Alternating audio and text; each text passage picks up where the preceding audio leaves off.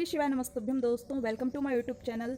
तो मैं आज आपको इस वीडियो में नाग पंचमी की कथा सुनाने वाली हूँ। अगर हम सावन में या नाग पंचमी के दिन नाग पंचमी की कथा सुनते हैं, नाग देवता की कथा सुनते हैं, तो हमारे जीवन से सारे दोष दूर हो जाते हैं और हमारे घर में आर्थिक स्थिति भी ठीक होती है और हमारे भाग्य में जो भी अंधेरा छाया रहता है वो दूर हो जाता है। तो आपको इस सावन में नाग देवता की कथा जरूर सुननी है और नाग पंचमी के दिन ये कथा अवश्य सुननी है। तो चलिए मैं आपको नाग पंचमी की और नाग देवता की कथा सुनाती हूँ। मेरे पूरे वीडियो में बने रहिएगा और कथा को एंजॉय करिएगा। एक गाँव में एक सेठ रहते थे जिनके 7 पुत्र थे और 7 पुत्रों की विवाह हो चुका था और 7 पुत्रों की 7 बहुएं भी थीं।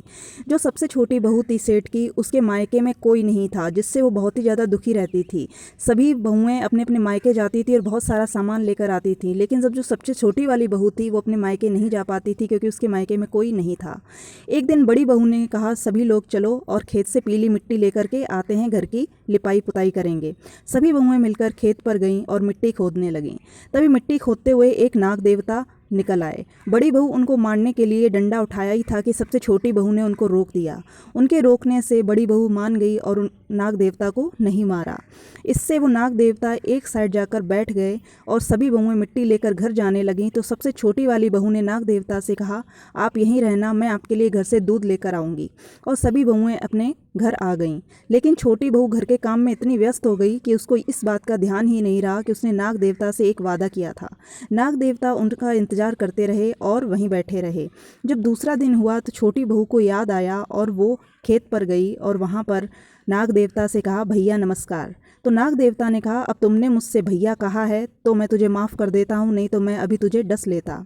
तुमने झूठा वादा किया मुझसे। तो उस छोटी बहू ने नाग देवता से कहा, भैया मुझे माफ़ कर दो, मैं घर के काम में बहुत बिजी हो गई थी। तो नाग देवता ने कहा, आज से तुम मेरी बहन हो और मैं तुम्हारा भाई हूँ। इससे वो छोटी बहू बहुत प्रसन्न हो गई और अपने घर आ गई।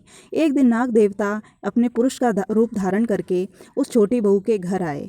घर पे आकर उन्होंने घर वालों से कहा, छोटी बहू कहाँ है? तो घर वाले सब चौंक गए। उन्होंने कहा, तुम कौन हो? तो उन्होंने कहा, मैं छोटी बहू का दूर का भाई हूँ। तो सभी ने कहा, उसका तो मायके में कोई नहीं है। तो नाग देवता ने कहा, मैं छोटा था तब बाहर चला गया था, अभी वापस आया हूँ। तो उन पर विश्वास करके घर वालों ने छोटी बहू को बुलाया और उस नाग देवता ने कहा कि मैं तुझे लेने आया हूँ, कुछ दिन के लिए घर पे चल। तो छोटी बहू एकदम तैयार हो गई और नाग देवता के साथ चलने लगी। तो उन्होंने रास्ते में बताया कि मैं वही सर्प हूँ जिसे तूने भाई बनाया था और मैं तुझे ले जा रहा हूँ, वहाँ डरना मत क्योंकि वहाँ पर सांप ही रहते हैं। वो अपने घर लेके गया। एक दिन सर्प की माता ने कहा, मैं थोड़ी देर के लिए बाहर जाके आती हूँ, तू अपने भाई को ठंडा करके दूध पिला देना। लेकिन छोटी बहू भूल गई और उसने गरम गरम दूध नाग देवता को पिला दिया, जिससे उनका मुंह जल गया। इससे नाग देवता की जो माता थी उनको बहुत ही क्रोध आया, लेकिन नाग देवता के समझाने पर वो मान गए।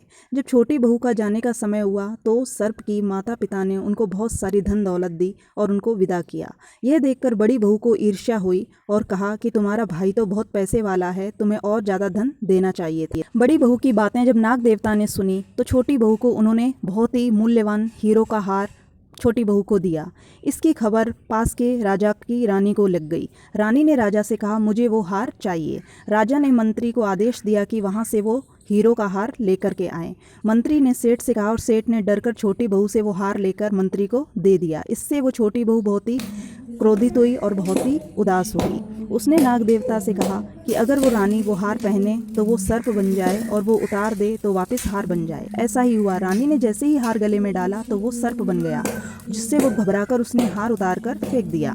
राजा ने तुरंत छोटी बहू को बुलाने का आदेश दिया। सेठ घबरा गए और वो अपने साथ छोटी बहू को लेकर के राजा के महल में आए।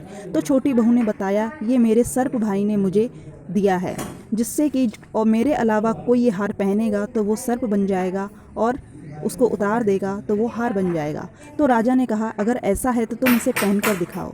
जैसे ही छोटी बहू ने वो सर्प अपने गले में डाला तो वो हीरो का हार बन गया। ये देखकर राजा बहुत प्रसन्न हुए और भी ज़्यादा धन दौलत देकर छोटी बहू को वहाँ से विदा किया। यह देखकर बड़ी बहू को फिर बहुत ईर्ष्या हुई। उसने छोटी बहू के पति को बहुत ही भड़काया और कहा कि इतना धन दौलत ये कहाँ से लाई है। ये सुनकर उसके पति को क्रोध आया और छोटी बहू से झल्लाकर पूछने लगा कि इतना धन तुम्हें किसने दिया है। ये सुनकर नाग देवता वहीं प्रकट हुए और उन्होंने कहा कि इस मेरी बहन पर कोई भी आचरण पर कोई सवाल नहीं उठाएगा। ये मेरी बहन है और इसको ये धन दौलत हार मैंने दिया है। ये सुनकर उसके पति को बहुत ही प्रसन्नता हुई, खुश हुए और नाग देवता ने कहा ये मेरी बहन है और आज से इसके आचरण पर कोई उंगली नहीं उठाएगा। तो उसी दिन से नाग पंचमी मनाई जाती है। दोस्तों, नाग पंचमी पर नाग देवता की पूजा हमें अवश्य करनी चाहिए, जिससे हमारे जीवन की भी वो रक्षा करें।